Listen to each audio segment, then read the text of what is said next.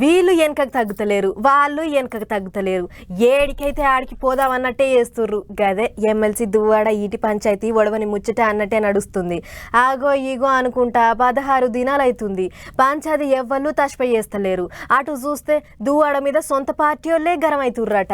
మరి కథ ఏందో ఏం దాకా వచ్చిందో ఒక్కసారి అరుచుకొని వద్దాం. పారు ఇగ్గుతా అంటే ఇంగింత సాగుతాంది గాని ఎటు కొసెల్లుతలేదు ఎమ్మెల్సీ దువ్వాడ ఇంటికి ఇరికిరి. అగ చూడర్రే 16 దినాలు అవుతాంది శ్రీకాకుళం జిల్లా టెక్కలిపట్నంలో ఉన్న దువ్వాడ ఇంటికాడికి వెళ్ళి లేత్తలేదు ఇంటి ఆమె వాణి. పంచాయతీ తస్ప కావాలి, ఇంట్లోకి పోవాలి అన్నట్టు పట్టు పట్టి కూకున్నది. అటు దిక్కు ఎన్ని దినాలన్నా కూకొని అన్నట్టు దువ్వాడ శ్రీనివాస్ కూడా పట్టు మీద ఉన్నాడు. పంచాయతీ కోర్టు దాకా పోయింది. తొలుత లొల్లి చేసింది గాని ఇప్పుడు ఆస్తులొద్దు పాస్తులొద్దు, ఇంట్లోకి రానిస్తే చాలు, ఇంటి ఆయనతోని కలిసి ఉంటే చాలు అంటున్నదట వానక్క.